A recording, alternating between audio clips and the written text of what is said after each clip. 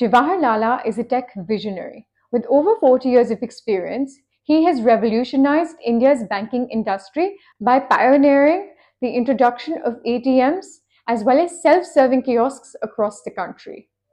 He is currently a tech and AI consultant, wherein he helps businesses as well as small and medium enterprises understand how they can adopt AI and technology in their ventures to grow and stay ahead of the curve. In this episode of Tech Bytes with Sonia, we will explore how AI is revolutionizing businesses today, how small and medium enterprises can go about adopting AI to grow further, how India as a nation can develop its own AI, or whether we can compete with the likes of China and the USA when it comes to developing AI technologies. Also, we will explore how startups and founders with limited income and cash flows can go about using these AI technologies to revolutionize their business and their product offerings. So stick around till the end of this video to learn all about how we're growing as a nation and how you can use AI technologies to revolutionize your business. Yeah. Thank you so much for joining me on this podcast. Pleasure mine. I've heard so much about you. I know that you've Thanks a lot. revolutionized the banking sector. You've introduced AI. Thank you. Thank you You're very helping different businesses and small and medium enterprises adopt AI technology. Thank And you. that's so fascinating for especially small businesses like mine to have people like you know to guide us in the right way. Pleasure mine. And so just to dive into this, I wanted to understand, how do you think small and medium enterprises can go about adopting AI? See, first of all, we should start with AI. AI today to me is at a very nascent stage in India. People have been talking about AI at the Yes. superficial level, but nobody is understanding what AI is. Yes. So to carry some of the myths of AI is a technology. It's neither an app, it's neither a software. Correct. So it's a technology which enables humans like us to put back an intelligence. Correct. That is AI. Correct. Now, coming back to India, typically, India has not been doing AI much in terms of foundation AI. What they have been doing is some small SLMs and LLMs here and there. But coming back from a strong business background, I haven't seen a strong ROI coming out of AI. I've been writing a lot. And recently, Mr. Nadella, he also vouched saying that AI is not giving back return. Correct. AI is not giving back a return because today most of the projects, either they are at the POC stage or they are at the production stage. Correct. I haven't seen personally live cases of AI. Correct. Okay, so that's one clarity I want to bring to all your audience. Thank you. Okay, because India is an observer. See, there's a global thing happening around AI. Now, US want to sell AI to a small and emerging BRIC countries like us. Correct. China is disrupting US by coming out with an open foundation. Correct. Like DeepSeek that's right right. now. So DeepSeek, Timmy, there are some of them. Right.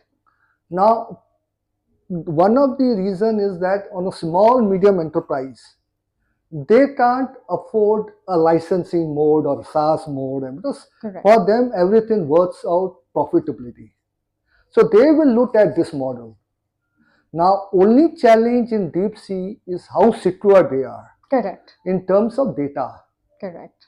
Because what happens here is your data is leaked out. Mm-hmm. Now, how secure it is, that's important. But on the whole, on the smaller level, they should try it out, according to me.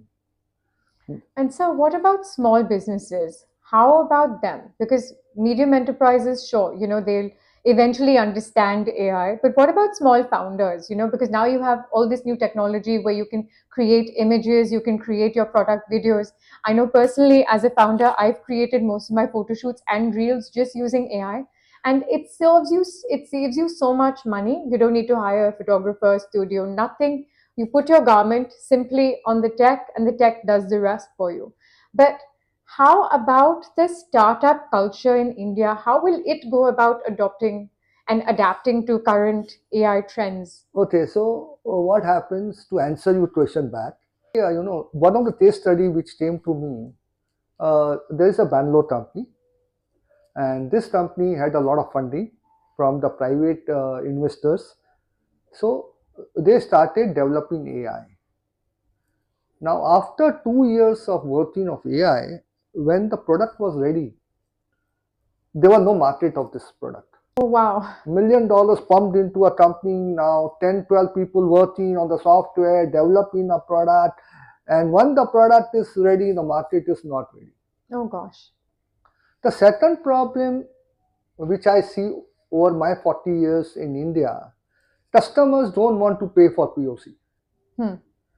They will say, boss, you make it live, you integrate with my systems, and I will buy. Understood. So now here, if you see, there are two aspects. One is development of the AI and integrating with their existing system, which is again a tedious task. Correct. So now, whether we should look at the open source or we should look at the proprietary source. So there are pros and cons everywhere. So you have over 40 years of experience. That's right. You have been almost a pioneer and a visionary in the field. Through you, I feel like people can learn so much about AI and tech. So may I know what are your insights? Because you've probably seen the uprise of the internet, how the burst was there in the middle, and now how AI is taking over. In 2011, we had Instagram that came out and it was all the buzz. Now, social media is so common, but AI is now the new buzzword, as you'd mentioned. So AI has been a buzzword all around. Correct. Everybody's talking about AI, without realizing how AI can help in their business. Correct. Now, what is happening typically, the US and the larger companies in US, they have already made AI. Correct. So what we are doing, we are building a small apps around it and wrapping the AI. Okay. Understood. Now, typically, how it will suit your business, that you have to see. Or any company, a small startup or SME level should see. Today, what they are saying is that, no, they have done, so we will do. No, they have done foundation. Today, ChatGPT, Llama, Gemini, they are all LLMs. They are large foundations. So, a lot of investments have gone in. Now, my insight is that India should develop its own AI over the time. Now, to develop your own foundation AI looks a lot of investments. It's not easy to build a Correct. foundation overnight or something like that. Or if it is not happening due to investment, infrastructure, high-end data centers, security issues, then India should look at developing customized AI which can work correlated with this larger players.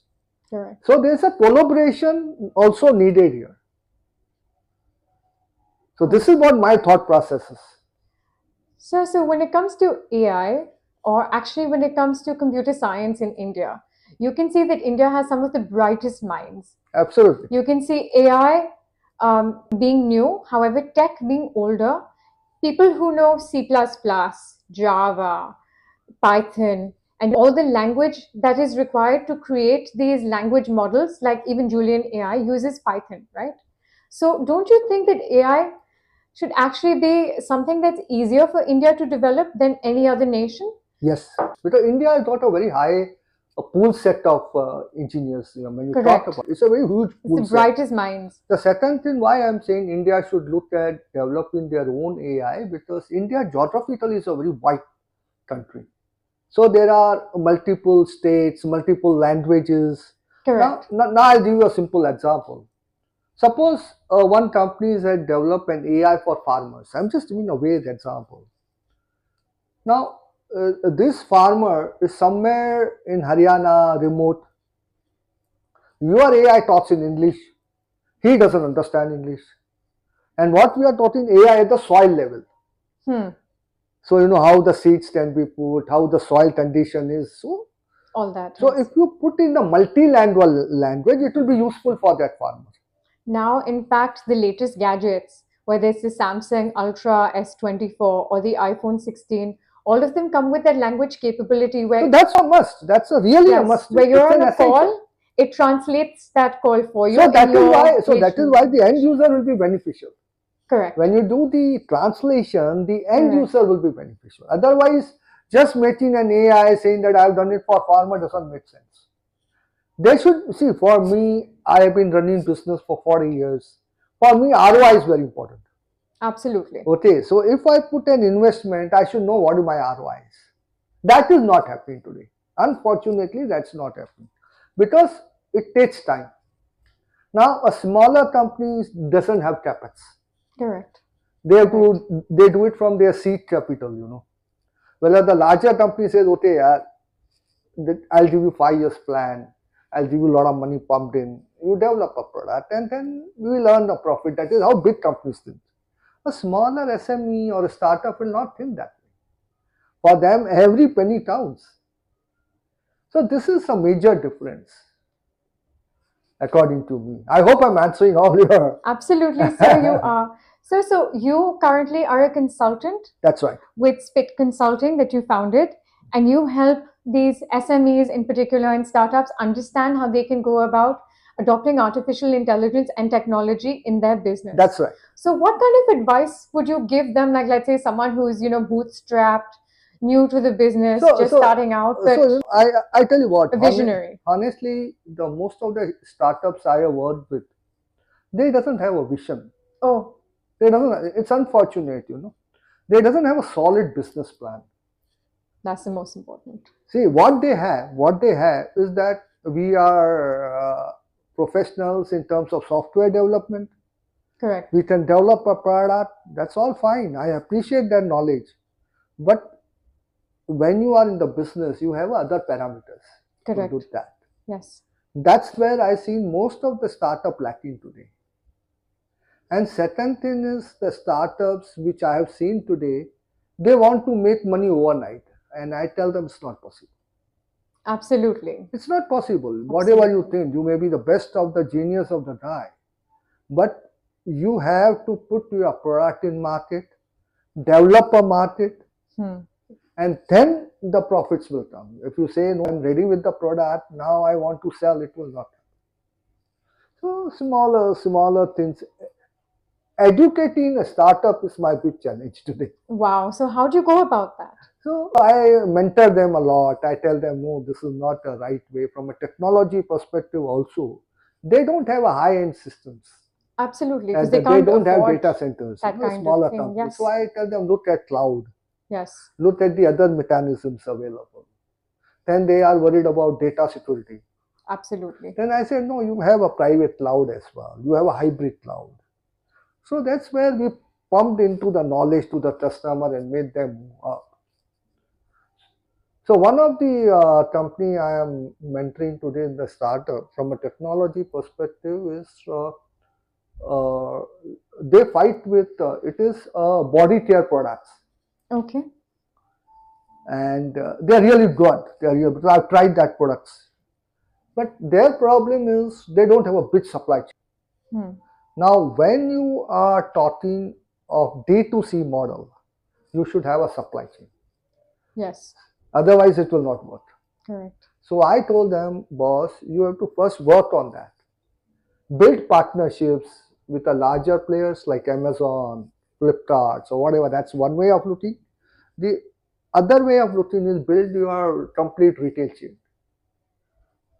Correct. So these are the small things. I think somebody's small things which I help, I mentor, and I tell them the way to go ahead in the business. Sir, so do you feel that we are just consumers of AI at the moment, or is there something more? We are just talking about it. We're just talking about it. We are not into the proper AI business. We are observers. We are seeing what US is doing. We are seeing what Europe is doing. We are seeing what China is doing. And then we are trying to understand where we will play. That's where it's from the India perspective. From a company's perspective, what I did, the survey was that 65% are still at the POC stage. this includes GCCs, and 30% are still at the production level. So production to POC will take time. So this is where we are today. I have not seen a very live usage, case studies of AI in a big way in India yet.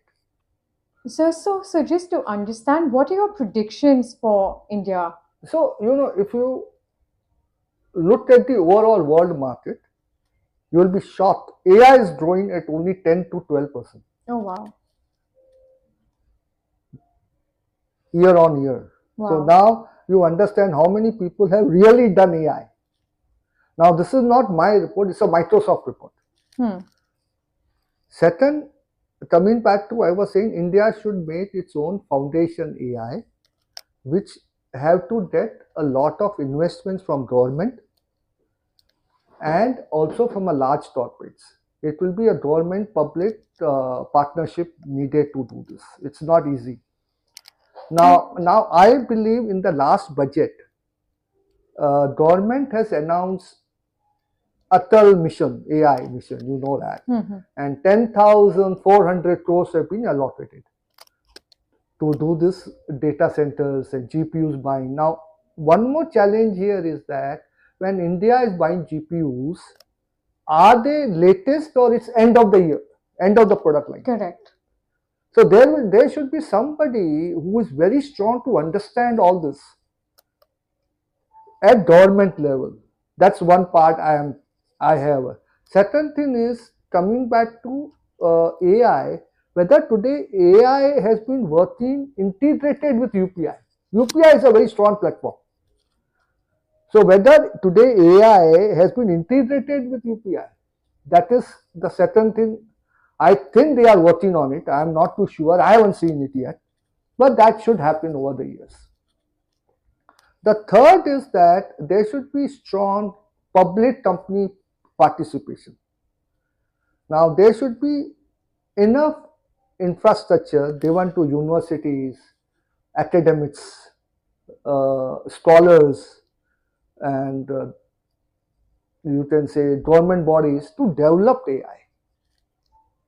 How many are really interested to develop AI? They may not have a lab. They may not have enough software with them. They will not have a testing facility. So how to do all that? So government has to come with a strong policies. I still feel so.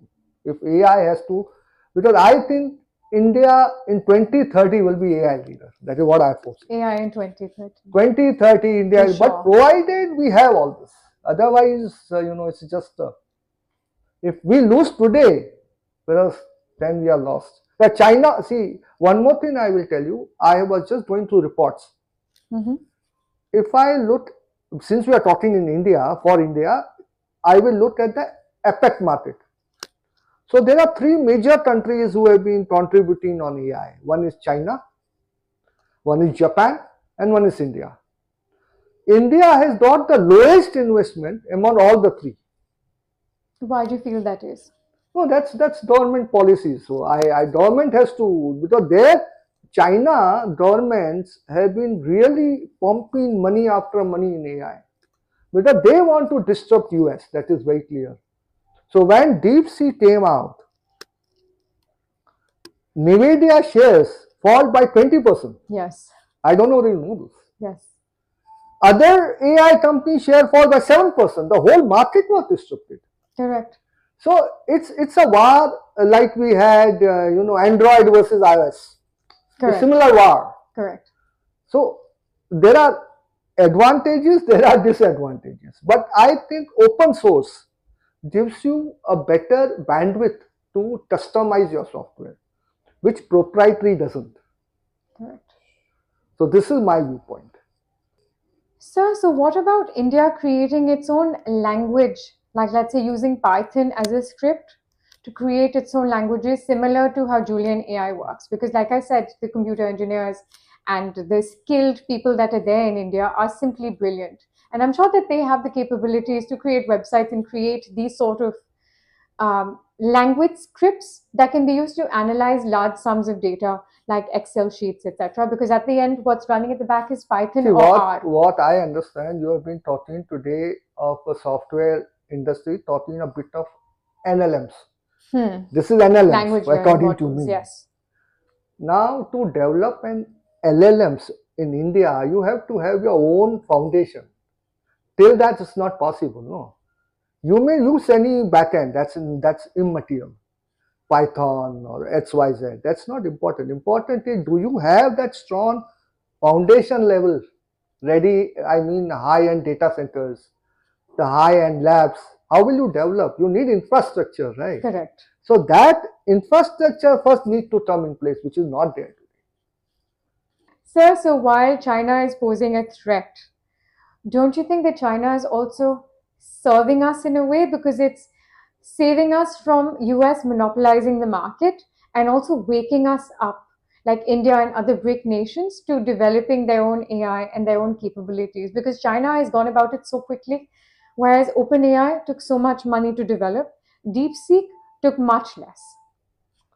Well, to answer your question, China has not been quiet. They've been working at the back end, well as US is making a lot of noise.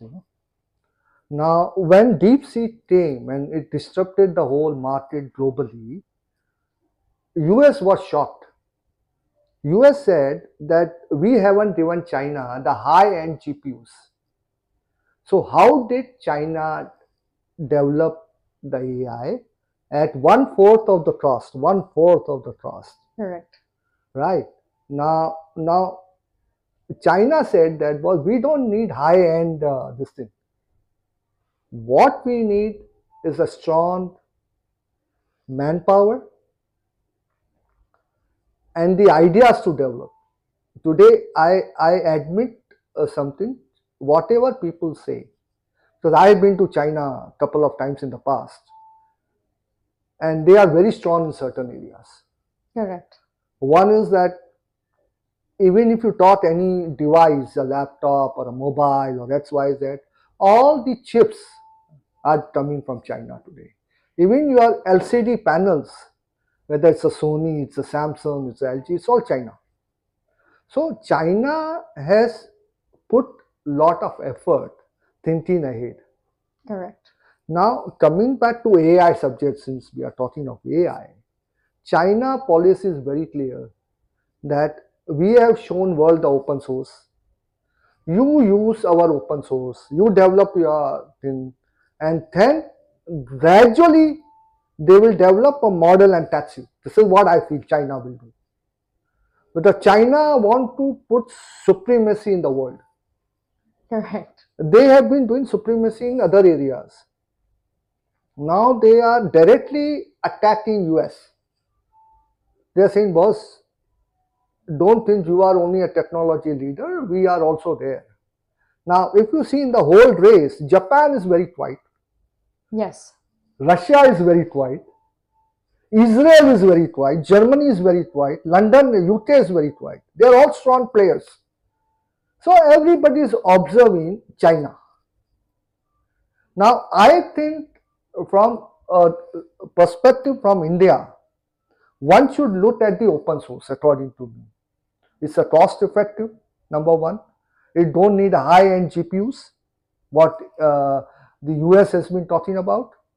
And third is you can build an infrastructure around open source. Because why open source is important? When you develop any software, open source software development and integrating with your system is easier than the proprietary. Proprietary systems will charge you every time you do something. So this is a major change. Now I'll tell you a simple example. SAP. SAP is a global leader in ERP. Now, even if you have to develop an application having SAP in your laptop, you have to pay client charges. This is where global company works. This is how they earn. So I've been seeing over the change, normally you have seen Intel i3, i4, i5, i7, i10. Yes. So it's all methodology of earning. A normal person, an SME person may not need I-10. Why they need I-10? Now, why they need I-10? Because Microsoft doesn't support.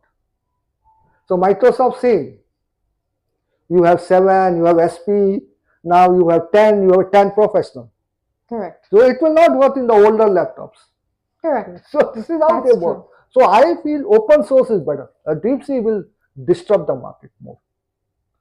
And there will be more players in China emerging, according to me. Smaller here and there, and they will come out with their own. Like Timmy has already announced. Alibaba is on the way to announce. So open source and this, the war will go on. It's like Android and iOS. But on the whole, my only issue with open source is security. How far is my software safe? If that is taken care, open source is the best. There's no doubt about it. What do you think is holding India back? Do you think it's power? Do you think it's funding? Do you think it's regulations? I think the first one will be investments. Investments. It's not yet released. We are still talking of tenders. We are still talking of quotations coming, GPU buyings, and then there'll be data centers set up. So that is one thing which is holding back India. The second is power and the infrastructure.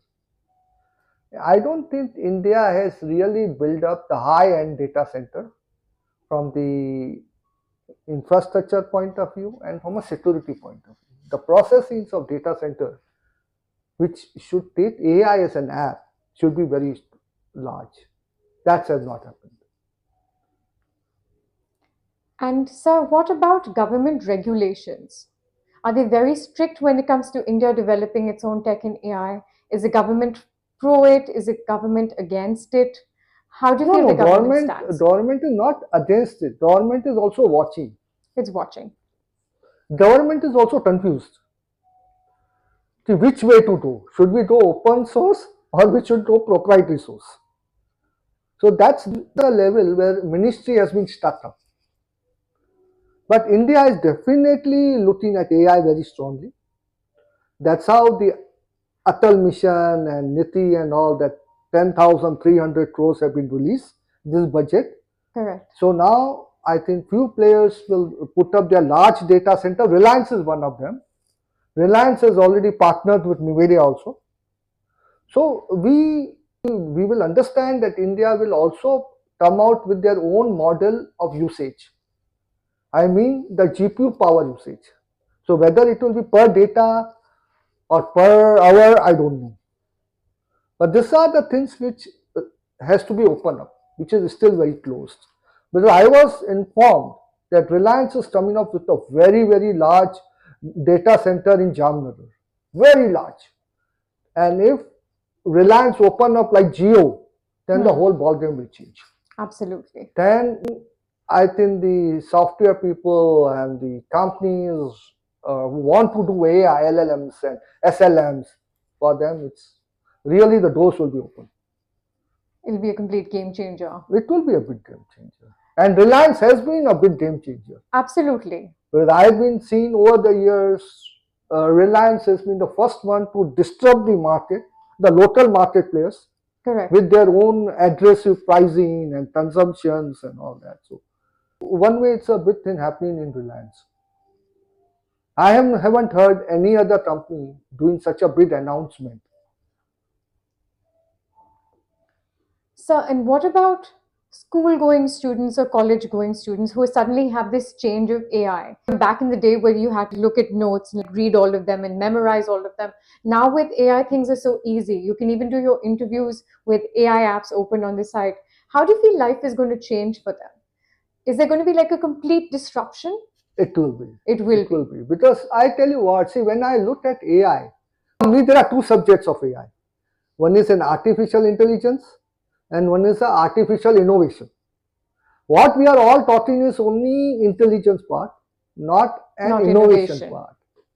And second thing is that if AI is being used by students and all that, then I think their brain capacities will come down.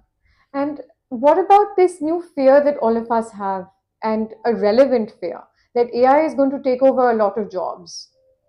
Not really. See, what is happening is AI will take certain segment of job, yes, but AI will also create new jobs. Correct. Now, say for example, one normal software engineer, if he today does some other stuff, tomorrow he comes into AI, he will be called AI native developer. Correct. So this is the new role for him. And those taglines are changing very quickly. And that positioning of AI position is very high, very high. Today, I have been informed that professional AI programmers are drawing huge salaries, huge salaries. Correct. So, we should always look at the positive side of the AI. So it's definitely not a fad. Artificial intelligence is here to stay, and we better embrace it. All through technology, disruption has been happening. Correct. Okay, so tomorrow when people say this will replace this, no. And I personally feel AI is only an engine. Who is driving that? People like you and me are driving. Correct. AI will not work on its own. Correct. Why people forget that? So AI is only a tool mechanism, an intelligent mechanism which humans like us has to drive. Correct. So I don't think a lot of people will lose jobs. Only the few that don't. AI in terms of school level or college level, or even I'm giving an example of law level. See, they will only simplify a job, but they will not be exactly the same. I tell you a simple thing. A lot of people are talking about AI chatbots. Correct. Have you interacted with AI chatbots? Yes, it's the new buzzword. I have personally interacted. They will answer only what is feeded. Correct. Your question will be different. Your concern will be different. But AI will not be able to solve because it is not feeded. So whatever is feeded, that only will come out. Correct. So AI also is just a mechanism. I don't think it will replace a lot of jobs. No, I don't agree that. So lastly, you spoke about how India is possibly going to be right up there in 2030. 2030. 2030, yes. So how do you think that is? And what do you think India will need to change, whether it's mindset or the way of going about business? What do you think is that one fundamental thing, one fundamental change that we will need to inculcate to reach that? Educate. Educate. See, today, the still force in the world, what we have, I'm talking of software still force, correct, is the highest in the world. Absolutely. Second point, these are all youngsters, Z generation, and they are keen to develop something, which neither US has, neither China has. Correct. Third is, if we support these people from the investment, infrastructure, digital highways, and all the tools which are needed, I think 2030 India will be superpower in AI. I think that's my prediction. And I must tell you one more thing in your podcast. AI over the years will be more intelligent than you and me. I believe that. No, I'm telling you openly, it will happen, whether we like it or not. Correct. Because that engines which we are developing at the back end are becoming more and more and more powerful. So the day will come where before asking AI will answer you. This is going to happen. We have to be ready mentally, but AI is a future. There's no doubt about it. If you are in the technology world, you have to put AI. Whether today, tomorrow, or day after, I don't know. So I'm addressing this from a business point of view. I'm addressing this at a government level. I'm addressing this as a ministry level. And I'm also addressing that at the university level. AI will happen. Thank you, Mr. Jawahar Lalla. Here's a small token of appreciation from us. Thank you so much for your time and for educating our audience. I personally wish you all the very best. Thank you so much, sir. And I really take this as a gratitude. Thank you so much, sir. Thank you. Thank you, sir. Thank you. To my audience, keep watching this space for more interviews and more information on how AI in tech is revolutionizing the business space and how you can go about adopting AI in tech in your current workflow.